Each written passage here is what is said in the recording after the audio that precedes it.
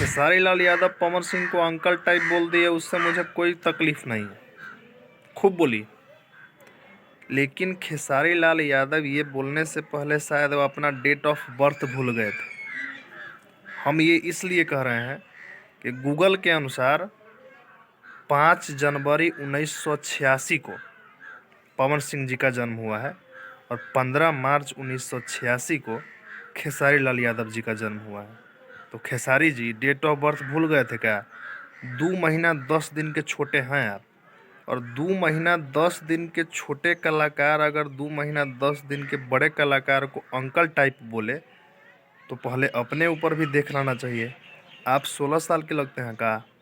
तो 16 साल के नहीं खन। हाँ, तो देखे खेसारी लाल यादव के अनुसार पवन सिंह अब 16 साल के नहीं रह गए।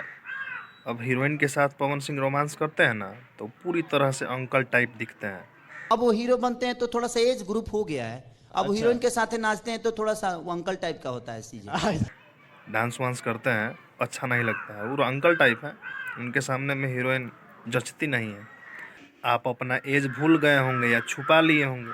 अगर भूल गए होंगे तो आपकी गलती है, अगर छुपा लिए हैं तो आप अपने आप को छोटा समझते हैं, बच्चा समझते हैं। तो आप ही के लिए पवन सिंह सोहर गाएं। बजाओ सोहर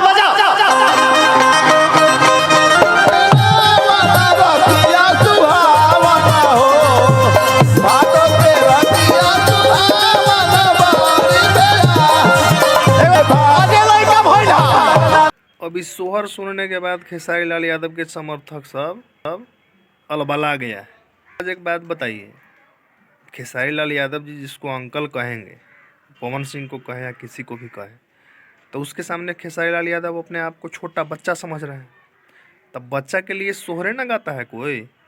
अब इसमें बुरा बंद बनिए। चलिए छोड़िए उतना बात। कल एक गाना पवन सिंह का रिलीज हुआ है, लहंगा लहक जाए, ठीक है। सपना चौधरी हरियाणवी की मशहूर डांसर इस गाने में आपको दिखेंगी पवन सिंह के साथ।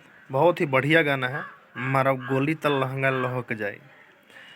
अब ये गाना जो है तो डायरेक्ट ट्रेंडिंग लिस्ट में नंबर 1 पर ट्रेंड कर रहा है। ट्रेंडिंग फॉर म्यूजिक को छोड़ दीजिए, डायरेक्ट ट्रेंडिंग लिस्ट में नंबर 1 पे ट्रेंड कर रहा है। तो समझ रहे हैं ना इशारा मेरा क्या है?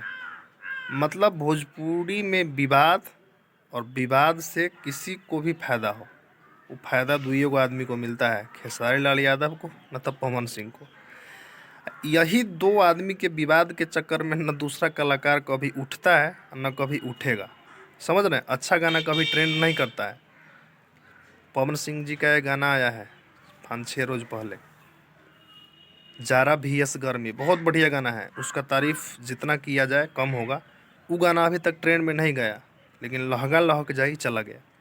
तो देखिए, अच्छा गाना जो हमारी भोजपुरी संस्कृति को बचा रहा है, जो हमारी भोजपुरी संस्कृति को रियल में दिखा रहा है, वो गाना वायरल नहीं होता है, उस गाना पे कोई चर्चा नहीं होता है, वो गाना ट्रेंड नहीं करता है।